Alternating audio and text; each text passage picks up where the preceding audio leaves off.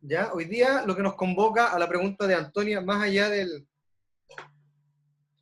mágico mundo y maravilloso mundo de la didáctica, nos convoca específicamente el aprendizaje cooperativo para ir definiendo algunos elementos. Ya el día ¿Verdad? martes, Ya. ¿perdón? No, que ahora hice como el clic de lo que vimos en la clase pasada. Ah, perfecto, perfecto. Ya la semana, el día martes, perdón, hablamos un poco del trabajo o de la constitución de pequeños grupos y establecimos algunos criterios de realización para la conformación de aquellos grupos pequeños.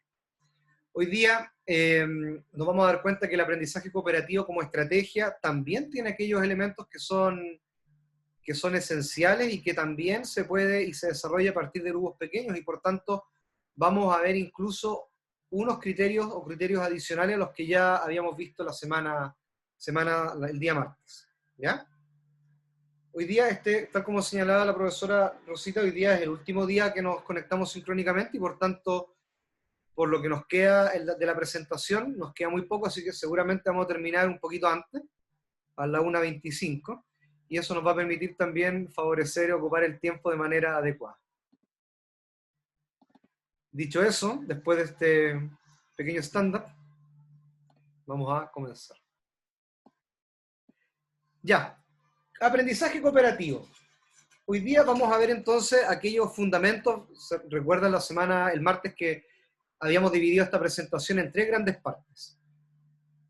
Denme un minutito que voy a cerrar algunas puertas y ventanas porque el ruido ambiente me molesta.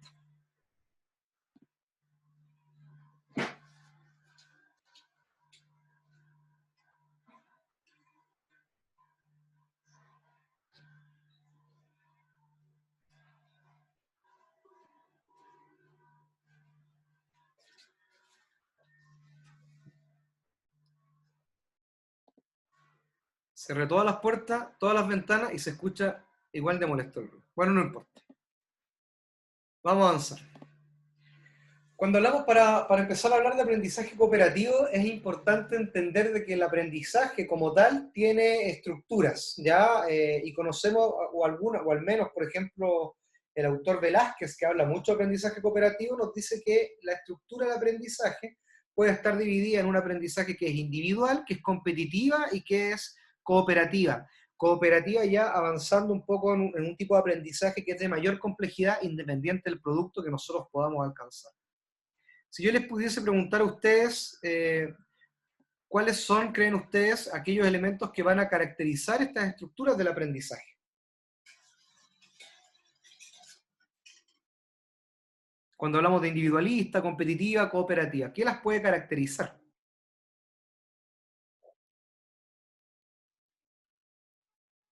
¿A la cooperativa la interdependencia positiva y todas esas cosas o no? Ah, muy bien, profesora, muy bien, muy bien, muy bien, le sienta bien el aire del sur, eso, espectacular. Efectivamente, hay una interdependencia que es positiva. Ahora, ¿qué es interdepender positivamente del otro? Cuando realmente todos dependen unos de otros y si uno no lo hace bien, todos caen juntos o todos se elevan juntos. ¿Ya? Qué bonito. Sí, sí, está en lo correcto. Y Montserrat, ¿por qué habla de los estilos de enseñanza? ¿Qué relación tiene?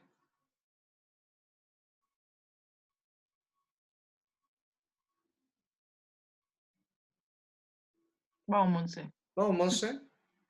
El estilo que predomine, sí, de eso. ¿Por qué? ¿A qué se refiere? Debe estar escribiendo. Sí. Tiene que escribir más rápido, Monse, ¿eh? Abrevie, abrevie. Sí, sí, con signos, no sé, algo. Busquemos con emoticones, no sé.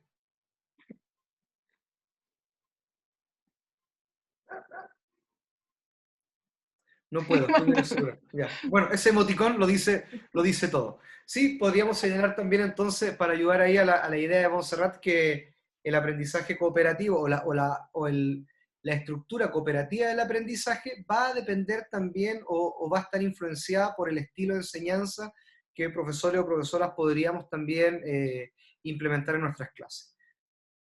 Algunos de los elementos que vamos a señalar acá y que son característicos es que claro, tal como señalábamos, estos elementos van a ir de la mano del tipo de decisiones que vayamos tomando nosotros en función de qué tipo de aprendizaje queremos fomentar o favorecer o a qué estructura del aprendizaje vamos a abordar de mayor manera. Cada Profe, uno... ¿Vicente? que una duda que me sale, que me nace es que igual uno tiene que enseñar, o sea, si uno quiere implementar aprendizaje de manera cooperativa, eh, qué tan en cuenta tengo que tener el factor edad? Sobre todo por como de antesala un aprendizaje más individualista y que el niño se piense en el yo todo el rato. Bueno, ustedes yo creo que lo han visto en psicología o lo van a ver en psicología, pero piensen ustedes en el desarrollo social del niño. ¿Han hablado sobre desarrollo social del niño en alguna asignatura de psicología? Montserrat. Creo que no. Es que eso es en la última Creo que sí. psicología, creo. Montserrat dice que sí, a no ser que ella haya adelantado asignatura y lo esté confidenciando ahora en este espacio formativo. Bueno, pero en definitiva, muchachos, lo que más allá de la broma y todo ese tema, cuando hablamos del desarrollo social, si uno se posiciona desde la mirada de Papalia, que habla mucho de desarrollo social, uno podría decir que efectivamente, a partir de los 8 o 9 años, incluso de los 9 años más cercanamente, el niño ya empieza a trabajar de manera social con su par. Generalmente antes de esa edad, ¿a quién veía como referente o a quién ve como referente? Estamos hablando de un tercero o cuarto básico, piensen ustedes. ¿A quién ve como referente antes de eso? Al profe. A los adultos, claro, y en la escuela representaban la figura del profesor. Y por tanto, a partir de esa edad, que empiezan a ver como pares y referentes a sus propios compañeros, como referentes a sus propios pares y compañeros. Y por tanto, uno podría decir que aprender a cooperar en esa lógica, podríamos ya darle mayor énfasis en ese ámbito, en ese grupo etario. Sin embargo, también hay que pensar de que la unidad básica del aprendizaje cooperativo está definida en la enseñanza recíproca, y en la enseñanza recíproca podríamos incluso trabajar en edades un poquito más tempranas, trabajando en duplas o en tríos, ¿ya? Ahora, la complejidad del desafío cooperativo también va a depender de la edad de los niños, ¿ya? Porque un desafío cooperativo desde la estructura va a depender también de generar espacios de disonancia cognitiva. Por tanto, la demanda cognitiva también tiene que ser graduada. Lo que quiero decir con esto es que a partir de los 9 años usted podría tener, o 9 y 10 años en adelante, usted podría tener mayor éxito para aprender cooperativamente. Piensen ustedes que el niño por esencia, por desarrollo, niño, hablando de niño, niña, a propósito del fenómeno de la niña, que me señalaban anteriormente con ese dato meteorológico, en definitiva, el niño es un ser egocéntrico al principio, por naturaleza. Piensen ustedes cuando van a las plazas o a los parques, si es que en algún momento, en sus momentos diurnos y vespertinos de vida, porque ven a unos niños jugando en el parque, seguramente van a ver a muchos niños, pero todos jugando individualmente, en un mismo espacio, sin socializar. ¿Ya? Y ahí tienen también una prueba de que efectivamente cómo el desarrollo social va influenciando. Por eso, chiquillos, el desarrollo social, el desarrollo cognitivo es tan importante que ustedes, más allá de los procesos de madurez. Ay. Profe, Lo Se mutearon. fue, yo se ha ido. es que admití a la Andrea y después desapareció y desactivé el audio del profe.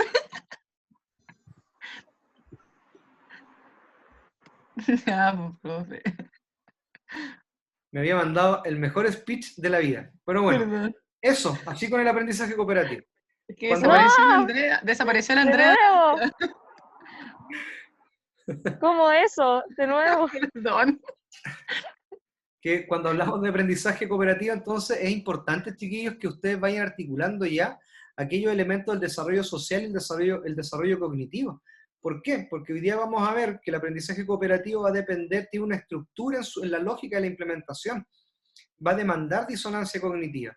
Y por tanto, nos vamos a entender de que las lógicas de aprender, de analizar, de resolver en edades tempranas, nos va a permitir también plantear desafíos que sean acordes a ese desarrollo cognitivo y a ese nivel de interacción que puedan tener los niños y niñas, ¿ya?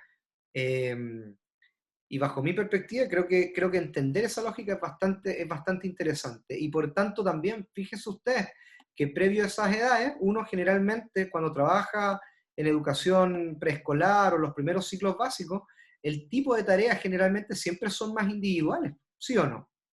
Todos los niños de ritmo libre o de ritmo obligado, todos lanzando el balón, todos rodando el balón, todos con un globo golpeándolo, recorridos, etcétera. Son todas de resolución más individual.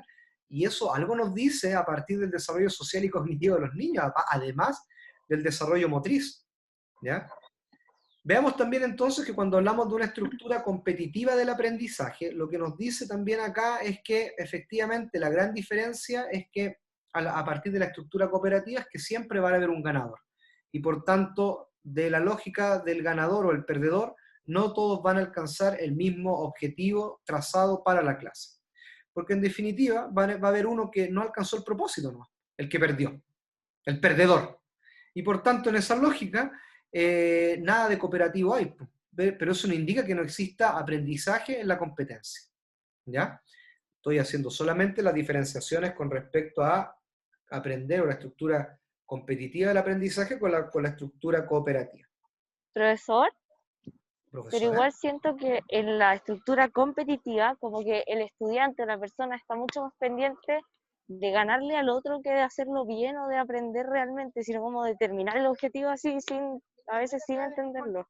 Así es, y eso es independiente, Antonia, que la competencia se dé en términos de algún juego cooperativo, de colaboración y oposición, porque en definitiva, en ese caso, el equipo se va a preocupar de lograr el objetivo que es del grupo, que es marcar, mantener el móvil cuando son deportes colectivos, mantener en posesión de ataque, etc. Y por tanto, inevitablemente, el gran propósito de este tipo de estructura no está en la reflexión, en la discusión, en que todos puedan lograr, en que yo individualmente logre mi objetivo y mi grupo también, sino que está en definitiva en quién gana y quién es derrotado. Y por tanto, tal como usted plantea, los esfuerzos del estudiante se centran principalmente en que aquellos estudiantes logren el objetivo sin alentar al otro, sin participar de él y con el otro, ¿ya? Y por tanto ya ahí también hay grandes diferenciaciones en el tipo de estructura. No quiero decir que de una u otra manera nosotros no recurramos a este tipo de estructuras de aprendizaje. En definitiva es cómo vamos avanzando de una hacia la otra, pensando también de que nuestros propósitos, al menos lo que yo visualizo, es que los individuos sean autónomos y tengan la mayor cantidad de herramientas para favorecer aquella autonomía. Cuando hablamos del aprendizaje o de la estructura cooperativa del aprendizaje, entonces nos damos cuenta que hay un patrón de comportamiento establecido en aquellos que participan de este tipo de estructura. Por ejemplo, la discusión, la reflexión, la toma de decisiones, el debate son elementos que son fundamentales en la estructura cooperativa del aprendizaje, elementos que no se encuentran también en los otros tipos de estructuras. Si nosotros hacemos el foco en la estructura cooperativa del aprendizaje, nos podemos dar cuenta que tenemos aquellos elementos que están centrados en su propósito o objetivo, en sus niveles de cooperación, en los esquemas de interacción y en la evaluación de los resultados. Por tanto, cuando hablamos del objetivo, ya lo hemos hablado anteriormente, es que yo de manera individual me preocupo de realizar mi objetivo, pero a la vez también me preocupo porque el otro, mi compañero de grupo, puedan lograr también su objetivo y en definitiva todos logremos el gran propósito de la tarea que se nos ha sido encomendada.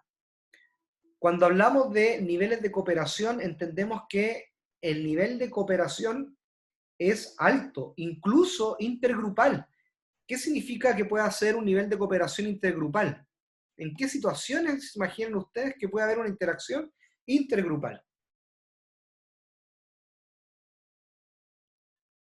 ¿Se han visto ustedes en situaciones donde la interacción o el nivel de cooperación intergrupal incluso sea máxima?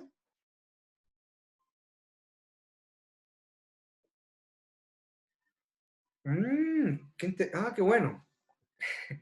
No, pero en definitiva lo que quiero señalar con esto es que cuando podemos tener situaciones intergrupales de cooperación es que yo puedo trabajar en subgrupos con actividades que sean tareas simultáneas diferentes y puedo establecer en esa simultaneidad que el logro de la tarea de cada subgrupo nos pueda Genera un lograr aprendizaje. generar, o sea, Como esperemos que se genere aprendizaje, pero en definitiva, más allá del aprendizaje es que un objetivo, igual. claro, que cada subgrupo de manera separada pueda contribuir al logro de una o a la resolución de una gran tarea. Por tanto, lo que quiero decir con esto es que no está la lógica de la competencia entre subgrupos, sino que de cooperación y de contribución para el logro de los objetivos propuestos. Carolina dice que ella experimentó eso en ocio. A ver, Carolina, ¿podría abrir su micrófono e ilustrarnos con lo que nos plantea? Me imagino que en recreación para el oso, ¿cierto? Con el profesor Richard y el profesor Antonio. Sí, A ver, o sea, profesora, yo me acuerdo que expláyese. igual el profe nos planteaba diferentes actividades en las cuales teníamos que resolver, a ver, por ejemplo, transportarnos desde una parte todos en grupos, por decirlo así. Nos dividió en dos grupos y esos dos grupos tenían que transportarse a un lugar específico, por decirlo así. Y después cuando tratamos de solucionar el problema y nadie logró hacerlo, ninguno de los dos grupos. ¿Ya? Y después el profe dijo, pero ¿por qué no trabajaron los dos grupos juntos? Y así perfectamente podrían haber solucionado la consigna de manera perfecta, por decirlo así. Perfecto. Y Carolina, pero sácame de una duda. ¿Y ahí cada subgrupo tenía la misma tarea a resolver o cada uno tenía una tarea distinta a realizar? No, teníamos que usar teníamos la misma tarea, por decirlo así, pero Ya. cada uno podía resolverla de la manera que quisiera. Ah, perfecto, perfecto. Claro, se puede dar también, y ahí un poco articulando con lo que vimos el día martes, podríamos decir que estos grupos pueden ser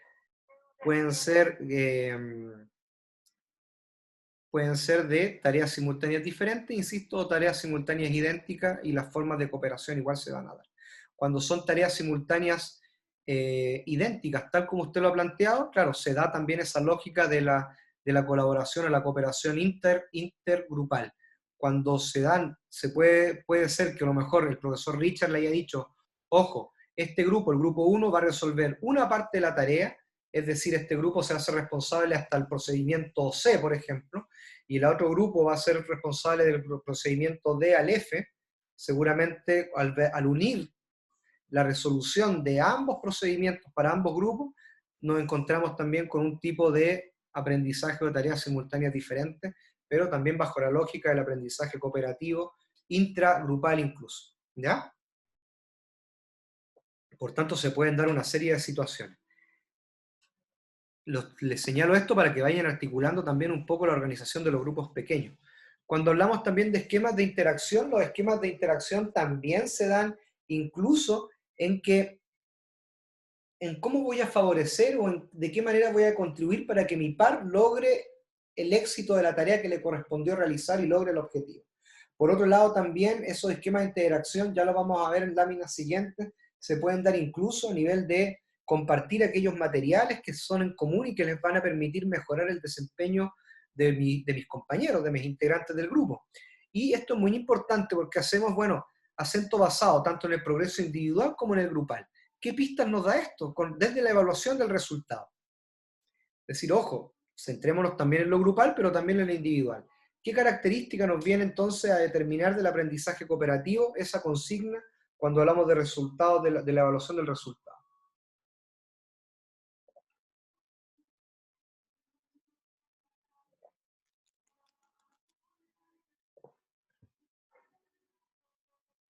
¿Sí? Ya, perfecto. Y por tanto lo que nos dice es que hay que centrarse más allá de la tarea, hay que centrarse también y poner el foco en cómo individualmente cada uno de ustedes fue cumpliendo su rol.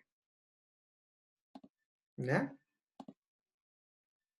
En definitiva, si queremos definir bajo la definición de Velázquez el aprendizaje cooperativo, podríamos decir que es una estrategia que se basa en grupos pequeños y heterogéneos fundamentalmente, y además también que nos permite favorecer aquellos procesos de aprendizaje y de coaprendizaje. ¿Por qué creen ustedes entonces que el aprendizaje cooperativo se puede trabajar mayoritariamente en grupos heterogéneos y no homogéneos? Porque cada individuo aporta como con su manera como con, no sé, con su individualidad, por decirlo así, con lo que tenga, cada individuo aporta, y además trabaja como por el fin común, como que ocurren Perfecto, ambos procesos al mismo tiempo. perfecto, perfecto, Rafael. Oiga, y en definitiva, si yo le quisiera preguntar, bueno, tenemos estos grupos pequeños y heterogéneos, y por tanto, ¿qué ventajas, más allá de la puesta en marcha de la individualidad, nos permite el aprendizaje cooperativo a partir de lo heterogéneo de los grupos?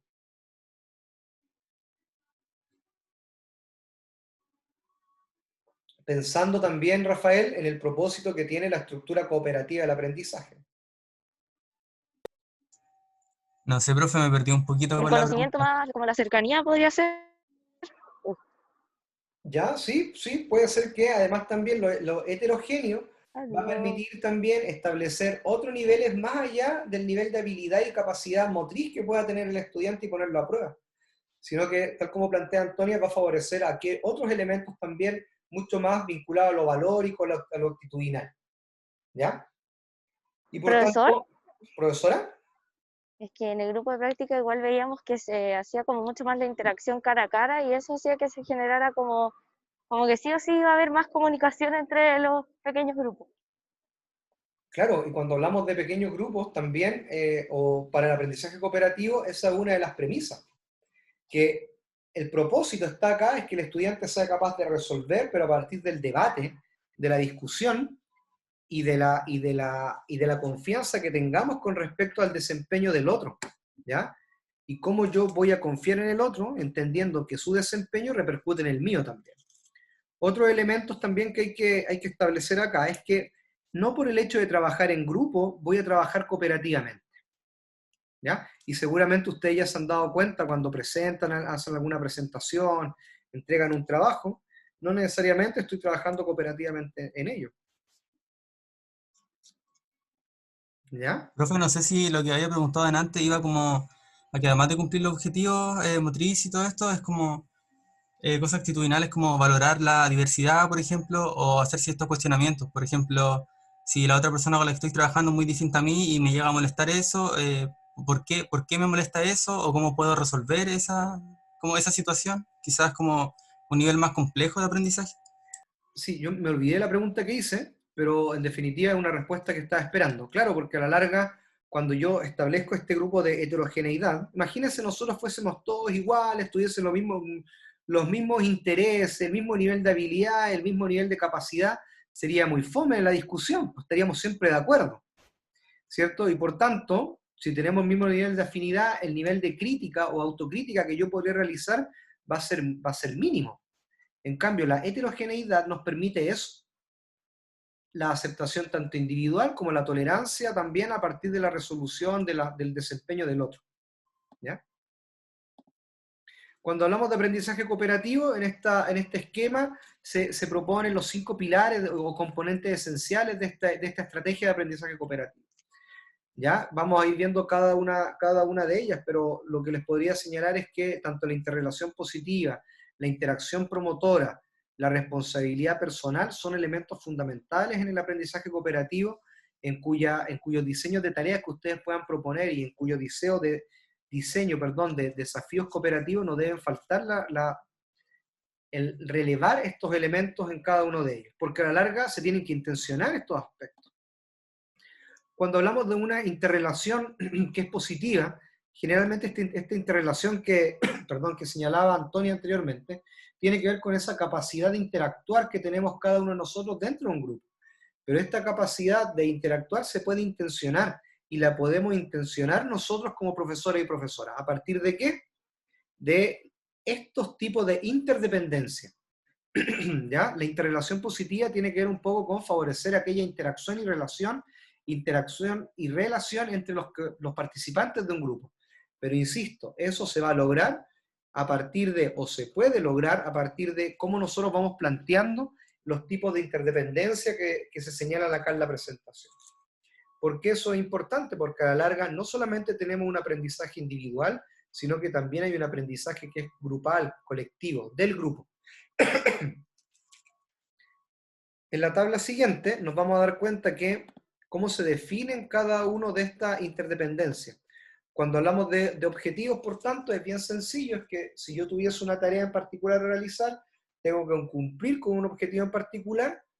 Mi objetivo también va a permitir, mi objetivo personal va a permitir, insisto, lo que hemos dicho todos a partir de la semana pasada y hoy día, va a permitir que el logro de aquel objetivo va a permitir favorecer el logro del objetivo del grupo. ¿Ya? Por tanto, ambos están totalmente supeditados. Y ahí viene la lógica también de los eslabones, del eslabón. Cuando el eslabón es muy débil, cuando no alcanza a lograr su objetivo, es muy difícil que el colectivo pueda cumplir la tarea que se le ha sido encomendada. La interdependencia por recursos tiene que ver incluso con aquellas, o cómo los materiales y recursos didácticos influyen directamente en el cumplimiento de la tarea. Se me acaba de ocurrir algo, pero piensen ustedes, por ejemplo, si hoy día cuántos participantes habemos, hay 20 participantes, y yo les pidiese, bueno, todos, incluyéndome, vamos a tener que recorrer un espacio de 40 metros utilizando solo 19 sillas. ¿Cierto? Por tanto, entonces las vamos colocando sucesivamente. Eso quiere decir que el uso de mi material, o del material individual que cada uno de nosotros tengamos, va a depender para que cada uno de nosotros, o su uso va a favorecer que cada uno de nosotros vaya avanzando hasta lograr traspasar la línea de los 40 metros. Ahí hay un ejemplo claro de aprendizaje que es cooperativo, pero a partir de la interdependencia de recursos o materiales. Seguramente ustedes han vivenciado otro tipo de tareas, pero está un poco en esa lógica. La interdependencia por recompensa es que si todos logramos el objetivo, evidentemente yo logré mi objetivo individual, cada uno de nosotros se va a ganar, perdón, me están interrumpiendo. ¿De qué estamos? Ah, ya. Si el objetivo individual se logra, yo sé que el colectivo también va a lograr el objetivo que es grupal, y por tanto todos nos vamos a ganar aquel tarrito de papas fritas Lay's que yo he ofrecido constantemente en clase. O todos van a tener un 7. ¿Eso igual sería como competitivo en relación a otros grupos? ¿Como por grupo, digo? No necesariamente, porque si usted establece la recompensa por subgrupo, sería distinto, ¿ya? No habría competencia. Saco la lógica de la estructura competitiva. Si hay estructura competitiva, también Rafael no podría estar hablando de aprendizaje cooperativo. ¿Ya? En el fondo es como si el grupo lo logra o no lo logra como grupo, no el que lo haga mejor, el que lo haga más rápido. Si logran el objetivo, tienen recompensa como grupo. Yo me acuerdo cuando estábamos en práctica inicial, nos hicieron una actividad en la profe y era independencia por recursos, porque a cada integrante del grupo, la profe le pasaba un párrafo como del texto, que era sobre aprendizaje cooperativo. Entonces cada uno tenía una parte y debía, no sé, resumirlo, entenderlo y después transmitir lo que había entendido del texto de esa parte al resto de los compañeros y así entre todos lograr la comprensión del texto completo. Pero no se podía sin el otro, porque el otro tenía la otra parte del texto. Y ahí hay un claro ejemplo de que efectivamente la resolución no es necesariamente motriz, ¿ya? Y por tanto, cuando hablamos de la interdependencia de roles, tiene que ver con cuál es mi función y mi tarea en particular en un gran desafío cooperativo. Y cuando hablamos de interdependencia de identidades, tiene que ver cómo yo también, o cada subgrupo, en la resolución de la tarea que le corresponda, puede ir asumiendo una identidad a partir de aquellos elementos simbólicos. ¿Qué elementos simbólicos? Por ejemplo, la asignación de un nombre al grupo, la asignación de un grito, de un baile representativo, etc. Una serie de situaciones que se pueden ir estableciendo para también favorecer, más allá de la resolución motriz, aquellos aspectos como, por ejemplo, la confianza en el grupo, que todos somos parte de un colectivo, etc. Que se ve y se evidencia mucho en los deportes de conjunto. Excepto en el partido de la U ayer que se agarraron a combo. Pero bueno, ese es otro tema. ¿Ya? No siempre se cumple. Pero bueno, Cuando hablamos también de estos otros elementos, hablamos de interacción promotora, responsabilidad personal, habilidades interpersonales y de grupo. Señalamos también en el cuadro anterior lo importante que es la autoevaluación. La autoevaluación y la coevaluación para el aprendizaje cooperativo cobra un valor adicional, un valor, un plus extra, que es súper interesante de poder implementar en esta lógica, porque a la larga voy evaluando mi propio desempeño y cómo mi propio desempeño fue repercutiendo en el desempeño de mis compañeros y en el cumplimiento de la tarea. Cuando hablamos de interacción promotora, se habla principalmente de que la animación y la inclusión en la resolución colectiva es fundamental en el aprendizaje cooperativo. El debate de ideas, compartir recursos, intercambiar, procesar información, debatir, ser empático, confianza, seguridad, son elementos que en los desafíos cooperativos se deben resaltar, ¿ya? Por tanto, la estructura competitiva del aprendizaje de plano nos borra la interacción que es promotora, ¿ya? Y ahí vienen las grandes diferencias nuevamente con aquella estructura que es cooperativa, de la competitiva y de la individual en el aprendizaje. Entendemos también de que hay una responsabilidad que es personal e individual y por tanto, insisto, mientras más responsabilidad asuma en mi tarea, voy a tener más posibilidades de éxito y por tanto voy a beneficiar a mi grupo curso. Y acá tiene que ver un poco con la evaluación nuevamente, o sea, la evaluación no debe estar sujeta al logro de la tarea, sino que debemos ir más allá y por eso habla de trascender a lo grupal. En definitiva, es emitir un juicio individual, de resolución individual, para ver en qué medida pude contribuir al grupo. ¿Ya? ¿Sofía? Profe, el otro día estaba hablando con una amiga que estudia, no sé, ingeniería civil en la Adolfo Ibáñez. ¿Ya? Y yo nunca había escuchado esto, pero al parecer es súper normal como en su carrera y en ciertas asignaturas que hacen, ella tenía que entregar un informe y dijo que ella ya había hecho, no estaba tan preocupada porque ella había hecho los anteriores casi sola y no dijo nada, solamente puso su nombre primero. Y yo así como, ¿y por qué? Y dijo, porque es por participación, po. Y yo, ¿cómo así? Y ahí me explicó que cuando entregan los trabajos, el orden en que ponen los integrantes que participaban en el trabajo es por participación. O sea, el que puso primero, o sea, el que tuvo más participación en el trabajo, pone su nombre primero. Y así sucesivamente. Y la nota, por ejemplo, si se sacan un 6, el que tuvo más participación se saca un 6. El que tuvo segunda participación se saca un 5-7 y así sucesivamente. Yo quedé un poco en shock, pero para ella era muy normal y es como, no sé, me causa harto ruido, sobre todo con esto del aprendizaje cooperativo y como con el resultado grupal y los aportes individuales y cómo se puede evaluar eso, ahora que estábamos hablando de eso. Es súper complejo porque en definitiva, más allá de lo anterior, estoy haciendo un trabajo que es grupal, ¿cierto? No cooperativo, y estoy haciendo énfasis en lo individual y en lo competitivo. Yo creo que ahí Sí, el súper profe competitivo. recurre solo a hacer trabajo en grupos para como disminuir la carga de trabajo que tiene que revisar, porque si todos interactúan de la misma manera, le va a poner menos nota a uno si puso su nombre primero que el otro. Sí. Sí, sí, y tiene que ver un poco con la lógica del castigo, ¿o no? Por tanto, hay recompensa, pero de una mirada muy, muy castigadora. Y aparte dentro del grupo también no se puede llegar como a cooperar dentro del trabajo porque sí o sí tiene que sobresalir uno antes que el otro en el grupo. Entonces quizás por eso uno no va a hacer lo que mejor sabe hacer, sino va a hacer lo más difícil que quizás no le quede tan bien, pero fue el que más trabajo hizo. Sí, sí, concuerdo con usted, y tiene mucho de lógica de selección natural.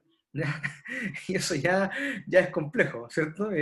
Se van disminuyendo los eslabones más débiles, en definitiva, ¿no? ¿Cierto?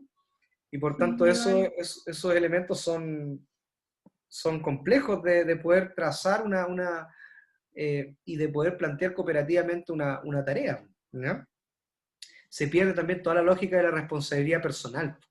Y por tanto aquellos elementos van totalmente en una dirección totalmente contraria al aprendizaje cooperativo. Cuando hablamos también de la evaluación, es que, ojo con esto, que la evaluación de una tarea a partir del planteamiento de estrategias cooperativas, de aprendizaje cooperativo, insisto, no debe quedarse en la resolución del producto, sino que también en cómo individualmente fuimos avanzando y contribuimos a ese logro grupal. ¿Ya? Evidentemente las habilidades interpersonales e intrapersonales también se ponen a prueba. ¿Por qué intrapersonales? Porque en definitiva voy poniendo a disposición mi capacidad de tolerancia, de responsabilidad para el logro de una tarea, y las interpersonales con todos aquellos elementos que me van a permitir contribuir al logro del otro. Si nosotros quisiéramos, insisto, me voy a situar desde la lógica de la evaluación, si quisiéramos evaluar un aprendizaje cooperativo, acá podríamos tener algunos criterios de evaluación de realización. Participación activa de los integrantes, conductas de apoyo y sistema y toma de decisiones. Por tanto, el aprendizaje cooperativo está en absoluta consideración o en absoluta relación con aquellos valores y normas que promueven la socialización entre las personas y la convivencia. Ahora habría que pensar entonces cómo aquellos elementos que son indispensables como indicadores se pueden incluso aún resumir más, precisar más para que sean conducta observable. Hablábamos también de que el aprendizaje cooperativo está en la lógica, ¿sí? ¿Alguien habló? ¿No? Estoy escuchando voces ya a esta altura, perdónenme. Parece, profe, que está escuchando voz. Sería raro. Sí, ya, me tengo que hacer ver, perdónenme la interrupción. Pero cuando hablamos también de los grupos que son pequeños para el aprendizaje cooperativo, vamos a encontrar otros criterios o otras indicaciones para formar estos grupos heterogéneos. Y consideraciones también ya desde lo procedimental y desde lo didáctico, desde cómo implementar el procedimiento.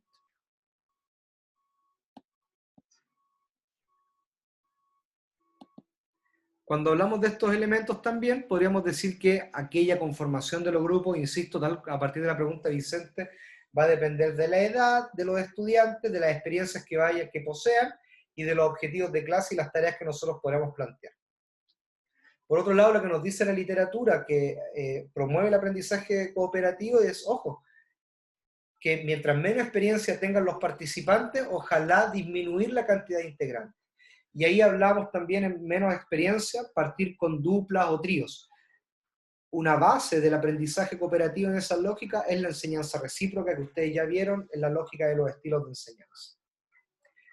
Cuando formamos grupos, los grupos también hay que considerar algunos criterios también. Grupos numerosos va a demandar mayor nivel de complejidad en las habilidades y por tanto mayor complejidad de la tarea. Eso, si ustedes quieren hacer grupos de 10, 12 personas, la complejidad del desafío cooperativo debe ser mayor. Y a su vez la demanda de la habilidad debe ser mayor también. Si tienen menos tiempo disponible, menor cantidad de integrantes para favorecer el diálogo, la discusión, la reflexión. Ya en el grupo anterior nos decían, ojo, sí, pues efectivamente, si tengo grupos más numerosos, pero además también menos tiempo disponible, siempre se va a imponer la respuesta en función de las características de liderazgo que tengan uno u otros participantes.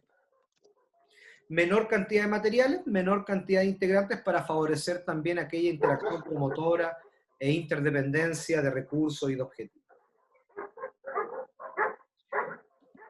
¿Por qué creen ustedes también, entonces, que se espera que el grupo ideal sean 4 integrantes o al menos los grupos sean pares en el aprendizaje cooperativo y no impares?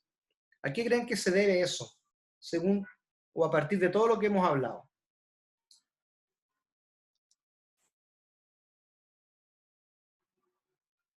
¿A que sean pares? Sí. ¿Por qué se promueve que sean números pares la constitución de grupos pequeños para el aprendizaje cooperativo?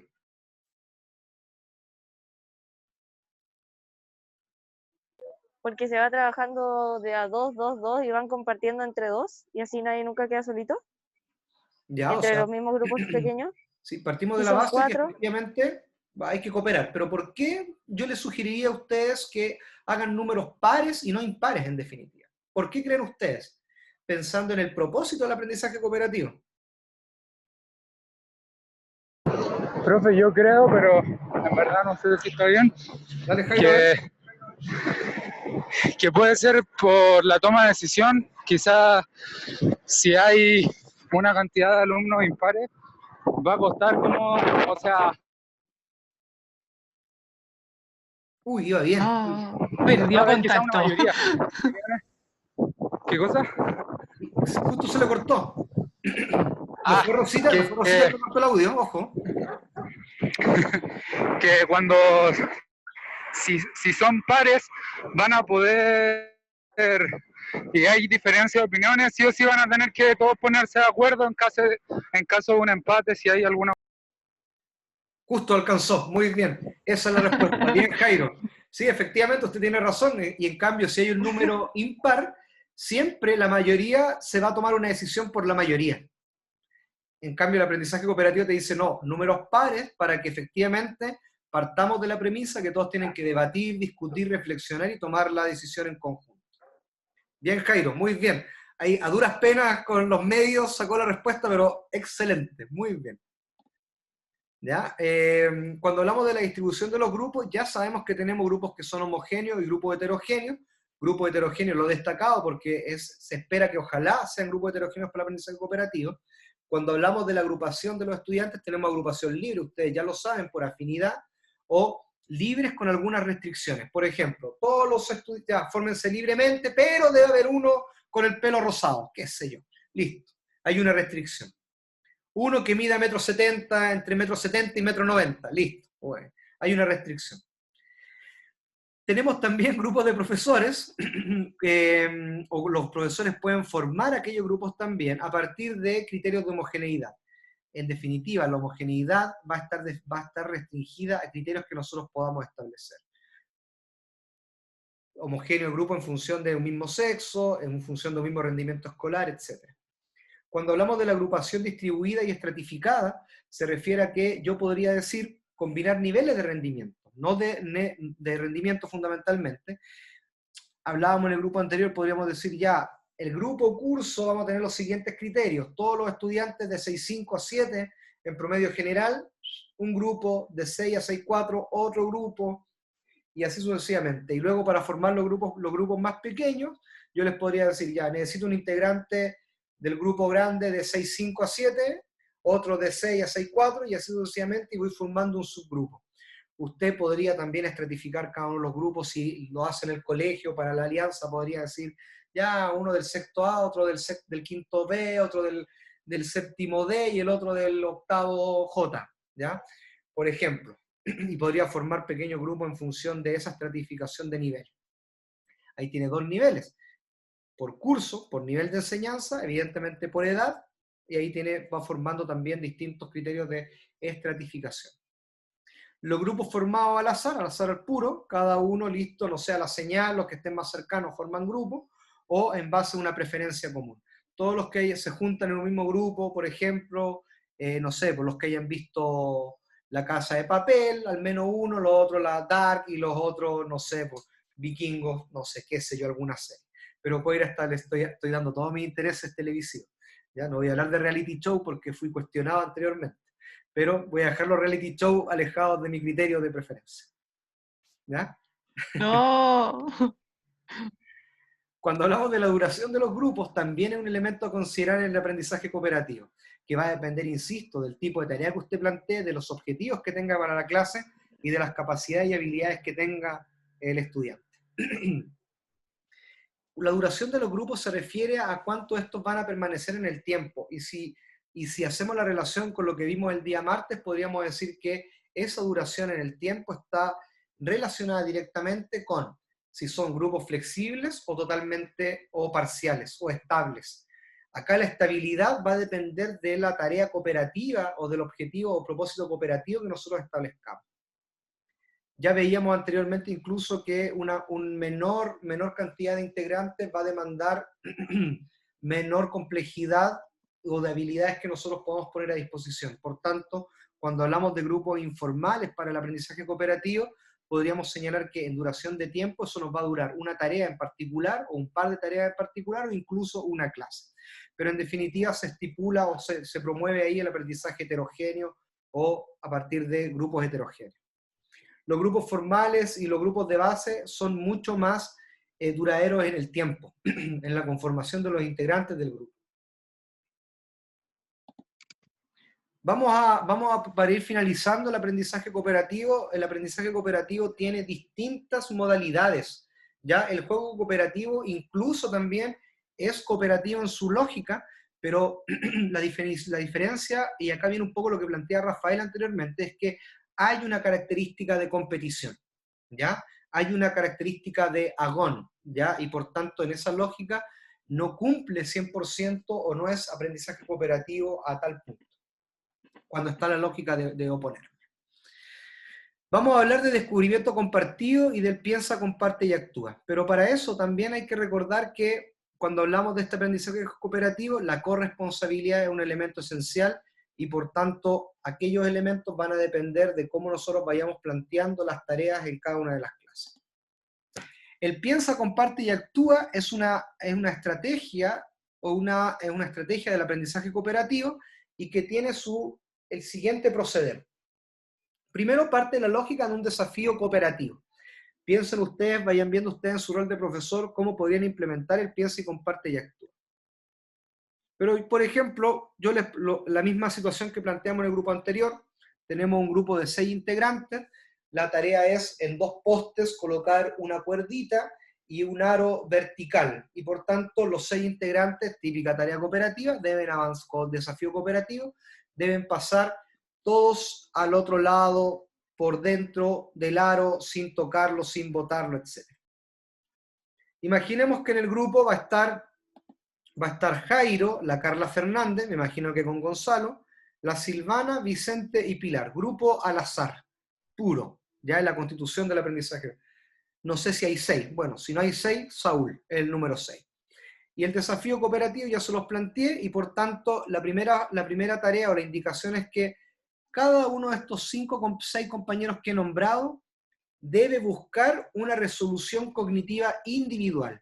Es decir, de manera individual, piensa sin ejecutar cuál podría ser la mejor o las mejores alternativas para poder resolver aquel desafío que se ha planteado. Y ahí tenemos un espacio de disonancia cognitiva. Recuerden que el espacio de disonancia cognitiva es ese desequilibrio emocional que se genera a partir de la propuesta de un estímulo cognitivo fundamentalmente y que nos hace pensar, esa cajita de resonancia. Luego de eso, termina un tiempo determinado, cada uno de los integrantes individualmente propone su resultado o los resultados. Se espera que sea uno, si no estaríamos todo el día, ¿ya? Pero imagínense que les pedimos un resultado, la forma más eficiente. A partir de eso, una vez que cada uno de los integrantes expone su forma de resolver, el conjunto, los 6, van probando cada una de las soluciones de resolución y las va ejecutando en la práctica. Ahora ya partimos en el momento, hay un quiebre acá, ya viene el componente práctico. Y después de varios ensayos de ir resolviendo, afinando, se van filtrando y el grupo va definiendo cuál es la forma más eficaz de poder resolver el desafío cooperativo que ha planteado el profesor o la profesora. En definitiva, queda una forma de poder pasar al otro lado.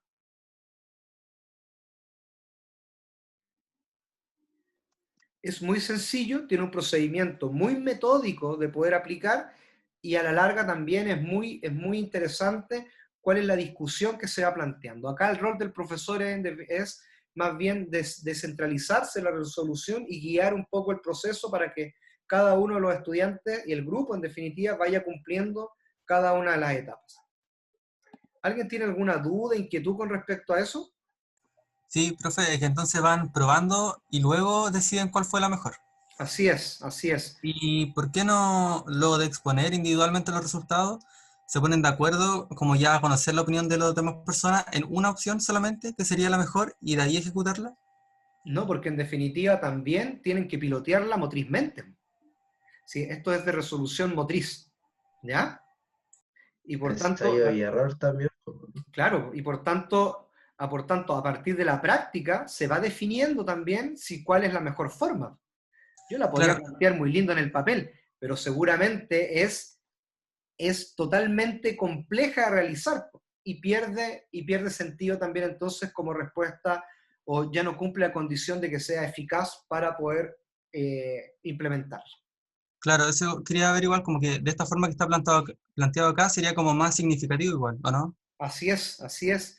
Más que significativo también, bueno, porque está en la lógica de la práctica, pero también podríamos señalar de que empieza ya a visualizarse las primeras relaciones con formas profundas de aprender.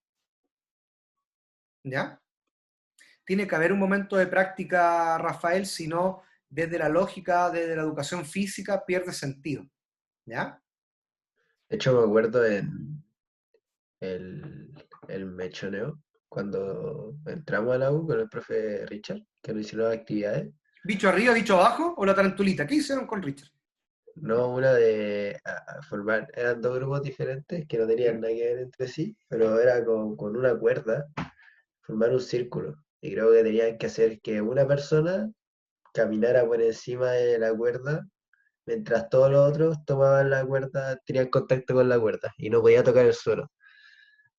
Creo que esa era la instrucción. Y me acuerdo que igual tiramos al aire muchas ideas, po, pero cuando uno las decía y les parecía así como, oh, está súper buena esa idea, y la ponía en práctica, no servía, po. Claro, y ahí también, Vicente, surgen dos cosas, o cómo uno podría, esa misma tarea que usted ha planteado, afinarla a este procedimiento. Primero que de manera individual cada uno vaya planteando su idea, porque esto cobra sentido para el aprendizaje cooperativo, porque me da la oportunidad a mí de expresarme, de generar un estado de confianza y seguridad, y por otro lado mi par me va a escuchar y va a ser tolerante con la respuesta. Generalmente cuando no está esta posibilidad, uno dice, ah, está hablando puras tonteras, o no, no, eso no sirve, ajustala acá, y uno inmediatamente quiere corregir al otro, ¿sí o no? Y por tanto siempre se va a imponer, seguramente, quien tiene mayor personalidad. Sí. Y la- Importante, yo creo, que como profesor, bicho, se marquen bien las etapas del piensa, comparte y actúa, porque uno puede dar el desafío y dejar libre y se van a dar como naturalmente quizás, que la gente obviamente va a ir pensando cómo se puede hacer y después las van probando, pero lo importante es que estén marcadas las etapas para que se evidencien todos los procesos cognitivos involucrados. Nosotras tuvimos uno parecido, pero tuvo resultados un poco fatales para la persona que Horrible. estaba en la cuerda. Pero lo pasamos bien. Sí. La segunda estrategia que quiero compartir con ustedes, y esta es muy fácil de replicar, y lo señalábamos en el grupo anterior, pueden estar con un estímulo, pueden estar hora y media. Así de sencillo. ¿Ya? Hora y media y más. Y va a depender mucho también de cómo ustedes vayan regulando el tiempo con respecto a la tarea que van a plantear. El descubrimiento compartido lo que hace también nuevamente parte de un estímulo, nuevamente un desafío cooperativo, una consigna, ¿ya? Planteábamos en el grupo anterior, por ejemplo, la consigna es elabore o realice fundamentalmente al menos 6 formas de lanzar una pelota y recibirla de manera individual. Entonces, el estudiante piensa de manera individual y empieza a realizarla ya de manera individual y las va piloteando. Y seleccionó sus 6 respuestas. Pero en definitiva, a la larga, la consigna también dice ya, tiene 6, pero haga las 3 que mejor le funcionan, que domine y que haya retenido motrizmente de mejor forma. Retención motriz. Recuerden a ustedes, aprendizaje motriz, primer año, retención motriz. Y el estudiante, listo, la ejecuta. Luego de eso, el profesor le dice, ojo, ahora puede ser al azar puro, al azar con criterio, etc. Le va a decir, formen duplas o parejas. Y cada dupla, yo, por ejemplo, voy a enseñar mis 3 respuestas con las que me quedé, y mi compañero, en este caso yo puedo trabajar con Vicente, me va a mostrar las 3 que él hizo. Se domina, listo, yo hago la primera, él hace la segunda, y luego de eso decimos, bueno, seleccionemos al menos 3 de las 6 que tenemos, al menos 3, con la condición de que cada uno de nosotros al menos haya aportado una, ¿ya? No pueden ser solo las 3 de Vicente, tenemos que llegar a discutir y decir, bueno, ya, ocupemos esta, Juan, ocupemos esta, que es más fácil y te salió, y la dominaste. Listo. Dice se seleccionan 3 o 6 incluso, 3 y 3, se puede determinar, pero al menos debe haber un aporte de un compañero. Una vez que ya la seleccionan, dominan y hacen la secuencia, pensemos que seleccionaron 3, hacen la secuencia de las 3 que seleccionaron. Después de eso le decimos, ojo, ahora se van a formar 2 parejas, van a compartir sus 3 respuestas seleccionadas y cómo las fueron articulando con otra dupla. Esa pareja muestra sus 3 y la otra pareja muestra las 3, ya tienen 6, y por tanto, listo, las van haciendo, el otro compañero las van replicando, van ensayando para dominarla, y luego nuevamente le decimos ya, el cuarteto se va a juntar con otro cuarteto, y hacen el mismo procedimiento. La intención de esto es que se forme una gran coreografía con cada una de las respuestas que estuvieron haciendo de manera individual, hasta grupos de 20, grupos de 10.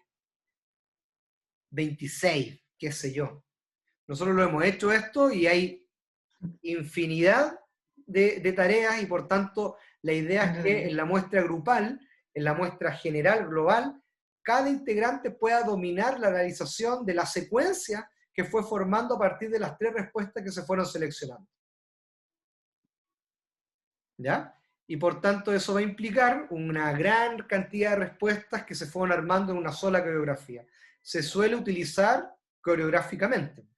Se suele utilizar con el manejo, el dominio de implementos. ¿Ya? Y por tanto ahí el desafío cooperativo debe estar sumamente explicado en función de la consigna. Inicialmente, porque después claramente eso va mutando. ¿Ya?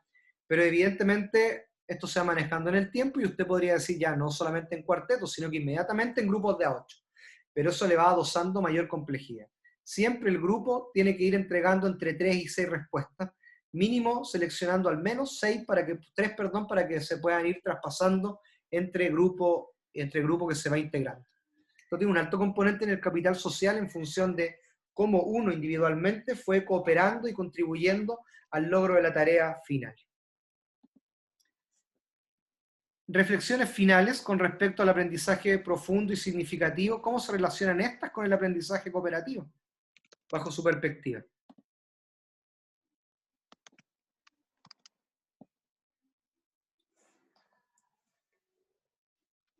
¿En qué elementos podríamos señalar que hay una relación?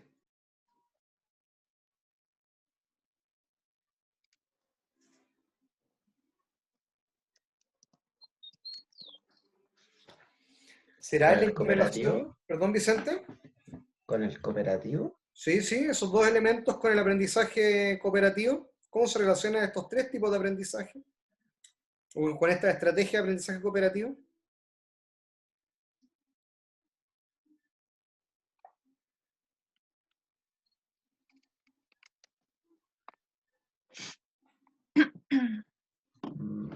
O sea, quizás como por el haber asumido un rol más protagónico de parte de los alumnos en base a los grupos, se logra llevar a mayores motivaciones y a mayor como intención de aprendizaje, si después se refuerza la idea por parte del profesor.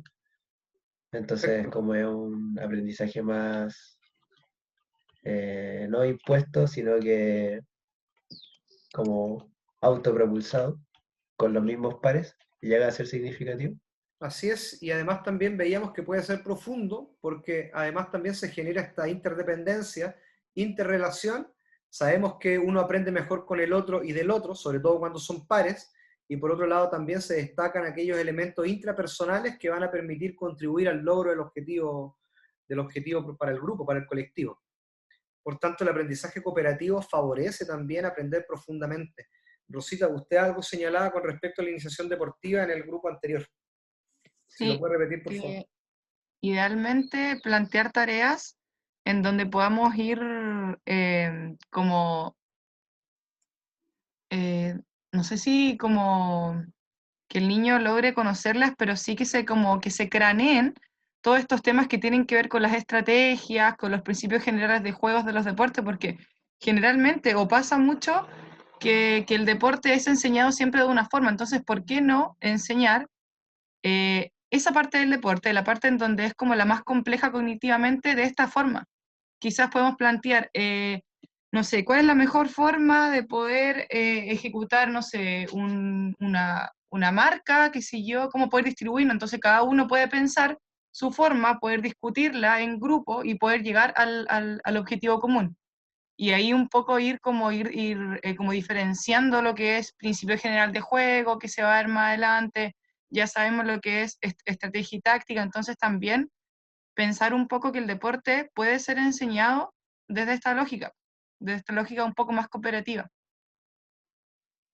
Y eso igual como que se usa a largo plazo, bueno, no sé si tiene mucho que ver, pero me acuerdo que en la NBA, por ejemplo, cuando jugaban los Warriors, a veces el entrenador como que decía, ya ustedes están dentro de la cancha, ustedes están jugando y eso lo estoy viendo, así que tomen. Y les pasaba la pizarra a los jugadores. Entonces dentro de los mismos jugadores empezaban a debatir qué jugada iban a hacer o qué era mejor o cómo marcar de mejor manera. Sí, sí, efectivamente también. Yo creo que yo concuerdo mucho con Rosita y sobre todo porque aquellos elementos chiquillos tienen un alto componente táctico. O sea, este tipo de desafíos cooperativos estimula el pensamiento que es táctico, la inteligencia contextual, la inteligencia táctica, de resolver problemas. Y no necesariamente tiene que ser en situaciones de oposición. Si es en oposición, mejor, pero lo podemos hacer progresivamente. En situaciones 2 contra 1, 3 contra 2, de inferioridad numérica. Por tanto, se pueden generar aquellos principios y acciones tácticas que son fundamentales para el aprendizaje y la iniciación, sobre todo en los deportes de colaboración y oposición. ¿Ya? Lo otro, relacionado con lo que dijo la Rosita también, que es como aplicar el aprendizaje cooperativo a algo más táctico y de estrategia en los deportes, creo que también es algo muy efectivo, podría ser aplicar estas estrategias con algo nada que ver con el deporte, pero que sea como cosas muy nuevas para a quien esté dirigido, que estimule el pensamiento divergente y que eso, a través de tener experiencias distintas sobre el aprendizaje cooperativo y crear nuevas formas o posibilidades, después va a ser mucho más fácil aplicarlas también en el deporte. Y vamos a estar más acostumbrados y vamos a, como que la mente se abre a que uno puede crear otras cosas además de lo que ya está. Entonces creo que eso igual serviría mucho. Así es. Bueno, profesores, en estos últimos 2 minutitos que nos quedan, profesores y profesoras, voy a dejar de... Ah, no, la embarré. Nuevamente la embarré. ¿Ya? Quisiera consultar o que ir cerrando ya este periodo de clases sincrónicas con respecto a algunas apreciaciones que ustedes hayan tenido sobre la asignatura, las temáticas que vimos, que puedan hacer una evaluación bien sencilla.